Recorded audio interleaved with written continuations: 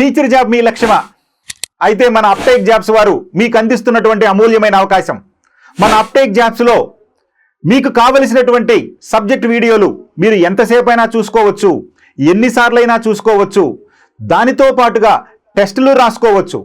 ఎవరైతే teacher job సాధించాలని లక్ష్యంగా పెట్టుకున్నారో, కోచింగ్ వెళ్ళటానికి సమయం లేదనుకుంటున్నారో, లేదా కోచింగ్కి వెళ్ళటానికి అంత ధనం వెచ్చించలేమనుకుంటున్నారో, ఇలాంటి సమస్యలతోటి బాధపడేటువంటి విద్యార్థులకు మన అప్టేక్ జాబ్స్ వారు అందిస్తున్నటువంటి అమూల్యమైనటువంటి అవకాశం. అయితే వెంటనే మన అప్టేక్ జాబ్స్ను డౌన్లోడ్ చేసుకోండి. అతి తక్కువ సమయంలో మీకు కావలసిన సబ్జెక్టులను మీకు కావలసినంతసేపు చూసుకుంటూ మీ విజయంలో మన అప్టేక్ జాబ్ను కూడా భాగస్వామి చేస్తారని అందరికీ ఆల్ ది బెస్ట్ చెప్తూ మీ Uptake jobs. Hi friends, welcome to Uptake jobs. ఈరోజు కరెంట్ అఫైర్స్ సెషన్లో మనం చర్చించుకోబోయేటువంటి ప్రశ్నలు, వాటికి సంబంధించినటువంటి వివరాల గురించి చూద్దాం. First question, which country has the largest reserves of manganese? First one South Africa, second one Australia, third one China, fourth one Brazil. Among these countries which country is the largest manganese reserves contains? Manganese నిల్వలు అధికంగా ఉన్న దేశం ఏది? నిల్వలు అధికంగా ఉన్న దేశం ఏది? ఇందులో రైట్ ఆప్షన్ తీసుకుంటే south Africa is the right option. ఈ సౌత్ ఆఫ్రికాలో దాదాపు 560 మిలియన్ మెట్రిక్ టన్నుల మాంగనీస్ నిల్వలు ఉన్నాయి. ఈ మొత్తం కలుపుకుంటే ప్రపంచంలో ఉన్నటువంటి మొత్తం మాంగనీస్ నిల్వల్లో ఎంత శాతం అయ్యా అంటే 31.5% నిల్వలు. సో 31.5% మాంగనీస్ నిల్వలు ఒక్క దక్షిణాఫ్రికా దేశంలోనే ఉన్నాయి. ఇది మొత్తం ఎంతతో సమానం అయ్యా అంటే 560 మిలియన్ మెట్రిక్ టన్నులతో సమానం. రెండవ స్థానంలో ఆస్ట్రేలియా ఉంది, దాదాపు 26% వరకు ఉంది. ఇక మూడవ స్థానంలో చైనా ఉంది, దాదాపు 14% వరకు నిల్వలు ఉన్నాయి, శాతం వరకు. అదే మన భారతదేశం తీసుకుంటే 1.79% నిల్వలు ఉన్నాయి, మాంగనీస్ నిల్వలు. సో కాబట్టి ప్రపంచంలో అత్యధికంగా మాంగనీస్ నిల్వలు ఉన్నటువంటి దేశం ఏదయ్యా అంటే దక్షిణాఫ్రికా. దక్షిణాఫ్రికా has the largest reserves containing manganese reserves containing country in the world. Right, చూడండి, వివిధ దేశాలలో మాంగనీసు నిల్వలు. ఉక్కు, ఇతర మిశ్రమ లోహాల తయారీలో మాంగనీసు కీలకమైంది. అంటే ఉక్కు తయారీలోనూ ఇతర మిశ్రమ లోహాలు తయారు చేయడంలో మాంగనీస్ అనేది ప్రధానమైంది. ఉక్కులో కూడా ఉక్కును తయారు చేయడానికి ఇనుములో కొంత మాంగనీస్ని కలుపుతారు.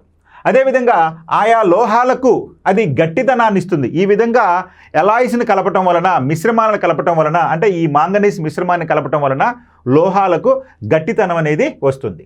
అంతేకాదు దీనిని బ్యాటరీలో కూడా, ముఖ్యంగా డ్రై సెల్స్లో ఉపయోగిస్తూ ఉంటారు. ఈ మాంగనీస్ని యొక్క లోహాల మిశ్రమ లోహాల తయారీలోనే కాకుండా బ్యాటరీల తయారీలో కూడా ఈ మాంగనీస్ని వినియోగిస్తారు. అంతేకాదు అత్యంత ప్రధానంగా మరొకటి తీసుకుంటే శిలీంద్రనాశిని, శిలీంధ్రాలను తయారు చేసేటటువంటి ఈ యొక్క కెమికల్స్లో కూడా ఈ యొక్క మాంగనీస్ సల్ఫేట్ని వాడటం జరుగుతుంది. సో కాబట్టి మాంగనీస్ యొక్క ఉపయోగం అన్నారనుకోండి, మిశ్రమ లోహాలు తయారు చేయడంలోనూ, అదేవిధంగా బ్యాటరీల తయారీలోనూ, అదేవిధంగా శిలీంద్ర నాశినిగాను, ఈ యొక్క శిలీంద్ర నాశినిగా దీనిని మాంగనీస్ సల్ఫేట్గా వాడతారు. ఇన్ని ప్రాంతాలలో ఇన్ని రకాలుగా మాంగనీస్ ఉపయోగం అనేది ఉంది. ఇక 2023 నాటికి ప్రపంచవ్యాప్తంగా గుర్తించిన మొత్తం మాంగనీసు నిల్వల్లో ఆయా దేశాల్లో ఉన్నటువంటి శాతాలు కనుక మనం చూస్తే అత్యధికంగా దక్షిణాఫ్రికా దేశంలో ఉంది, ఇది 31.58%. రెండవ స్థానంలో ఆస్ట్రేలియా ఉంది, 26.3%. మూడవ స్థానంలో చైనా ఉంది, 14.74%.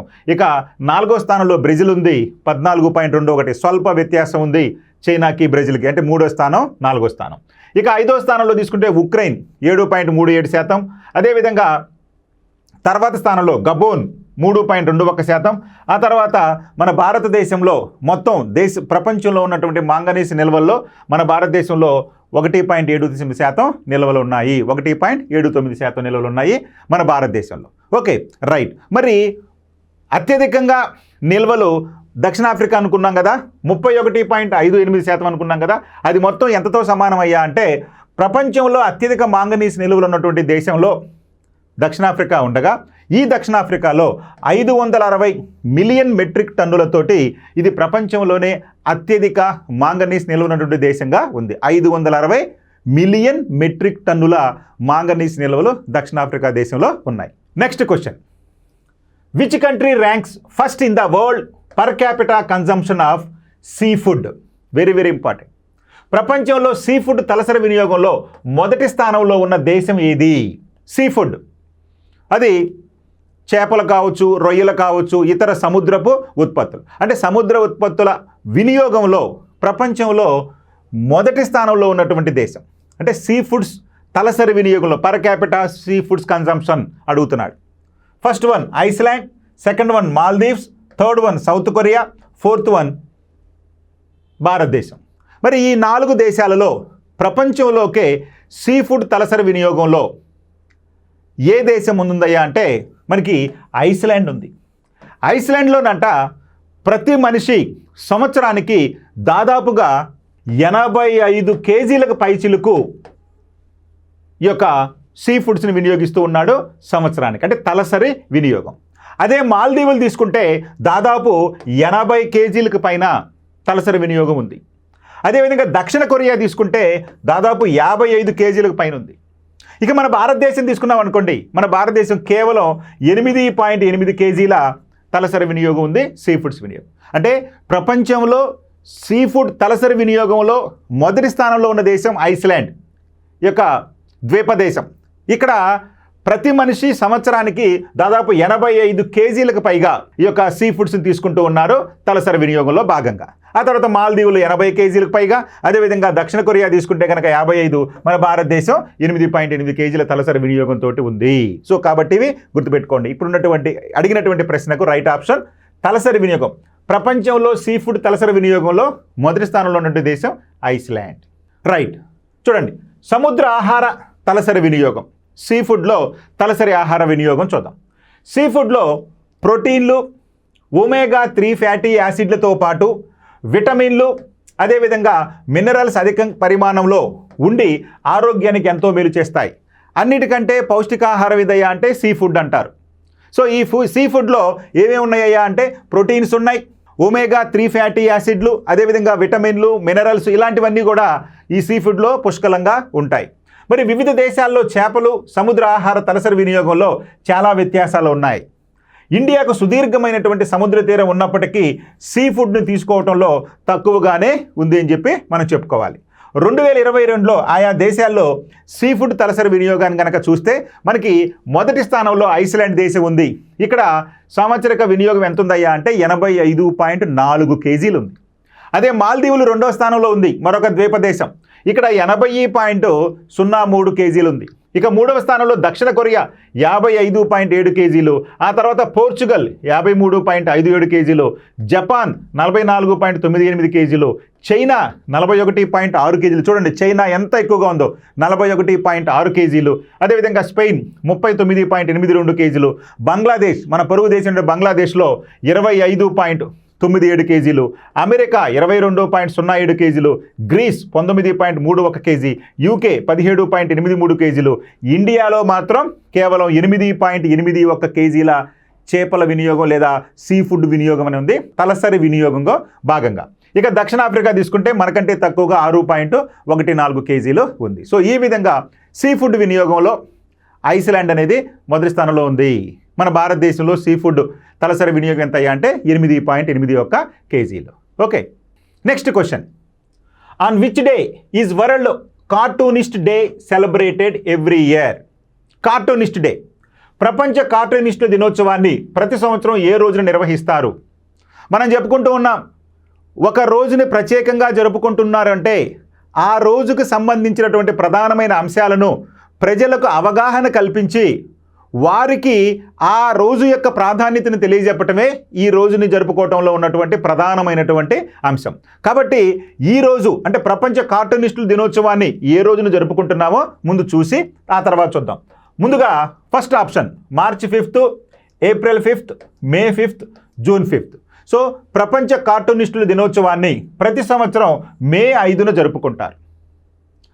రాజకీయ అంశాల్లో కానీ లేదా ఇతర ఏ అంశాల్లో కానీ వ్యంగ్యంగా కానీ హాస్యంగా కానీ మనకి ఆ సంఘటనలు ప్రస్ఫుటించే విధంగా ఆర్టిస్టులు వారి యొక్క చిత్రపటాలను గీసి ఈ యొక్క కార్టూనిస్టులు వారి యొక్క అభిప్రాయాలను అంటే సొసైటీ ఏ విధంగా ఉంది, సొసైటీలో ఏ విధంగా ఆలోచిస్తున్నారనేటువంటి అంశాలను ఈ యొక్క వ్యంగ్యంగా కానీ హాస్యంగా కానీ చిత్రించేటటువంటి కళనే ఈ యొక్క కార్టూనిస్ట్ అంటారు. ఈ కార్టూనిస్టులకు సంబంధించి అవగాహన కల్పించడం కోసం ప్రతి సంవత్సరం కూడా మే 5న ఈ యొక్క ప్రపంచ కార్టూనిస్టు దినోత్సవాన్ని జరుపుకుంటూ ఉన్నారు. ఓకే రైట్, చూడండి, ప్రపంచ కార్టూనిస్టు దినోత్సవం ప్రపంచవ్యాప్తంగా ఉన్న కార్టూనిస్టుల సృజనాత్మకత సామర్థ్యాలను గుర్తించే లక్ష్యంతో ప్రతి సంవత్సరం మే 5న ప్రపంచ కార్టూనిస్టుల దినోత్సవాన్ని వరల్డ్ కార్టూనిస్ట్ డేని నిర్వహిస్తున్నారు. కార్టూన్ల ప్రాముఖ్యతను ప్రోత్సహించడంతో పాటు ఆ కళ గొప్పతనం గురించి ప్రజల్లో అవగాహన కల్పించడం ఈ రోజు యొక్క ముఖ్య ఉద్దేశం. వ్యంగ్యం లేదా హాస్యం కోసం ఉద్దేశించిన డ్రాయింగ్ను కార్టూన్గా పేర్కొంటారు. వ్యంగ్యం లేదా హాస్యంతో కూడినటువంటి డ్రాయింగ్నే మనం కార్టూన్గా పేర్కొంటారు. భారతదేశంలో కార్టూన్ కళను ప్రోత్సహించే లక్ష్యంతో తొలిసారిగా ఇండియన్ ఇన్స్టిట్యూట్ ఆఫ్ కార్టూనిస్ట్ అనేటువంటి సంస్థను 2001లో బెంగళూరులో ఏర్పాటు చేయడం జరిగింది. అంటే మన భారతదేశంలో కూడా అంటే ప్రతి సంవత్సరం మే 5వ తారీఖున ప్రపంచ కార్టూనిస్ట్ దినోత్సవాన్ని జరుపుకుంటారు.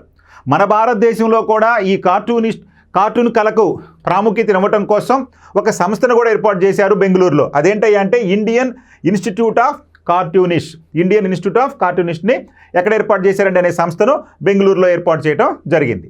మరి ఈ రంగంలో ప్రతిభావంతులను గుర్తించి బహుమతులు ఇవ్వటం, ఈ కళను సంరక్షించడంతో పాటు భవిష్యత్తు తరాలకు అందించటం, ముఖ్యంగా ప్రజల్లో దీనిపై ప్రాచుర్యం కల్పించడంపై ఇది పనిచేస్తుంది. అంటే ప్రజల్లో ఈ కార్టూనిస్ట్ కళకు సంబంధించి ప్రాచుర్యం ఇవ్వడం కోసం ఈ రోజును జరుపుకోవడం అనేది జరుగుతుంది. వాస్తవానికి 1985లో మే 5న న్యూయార్క్ వరల్డ్ వార్తాపత్రికలో వాణిజ్యపరంగా మొదటి కార్టూన్ది ప్రచురించడం జరిగింది. సో ప్రపంచంలో మొట్టమొదటి కార్టూన్ను వాణిజ్యపరంగా ఎక్కడ ఈ యొక్క ప్రచురించారయ్యా అంటే 1955 మే 5న న్యూయార్క్ వరల్డ్ అనేటువంటి వార్తాపత్రికలో ప్రచురించడం జరిగింది. మరి కారెన్స్ డి రసెల్ అనేటువంటి ఆయన 1946లో నేషనల్ కార్టూనిస్ట్ సొసైటీని ఏర్పాటు చేశారు. ఇక కార్టూనిస్టులకు మరింత ప్రాచుర్యం కల్పించే ఉద్దేశంతో ఏటా మే 5న ప్రపంచ కార్టూనిస్టుల దినోత్సవం జరుపుకోవాలని ఈ సొసైటీ 1990లో తీర్మానించింది. అందువలన అప్పటి నుంచి ప్రతి సంవత్సరం మే 5న ప్రపంచ కార్టూనిస్ట్ దినోత్సవాన్ని జరుపుకుంటూ ఉన్నాం. Okay, thank you.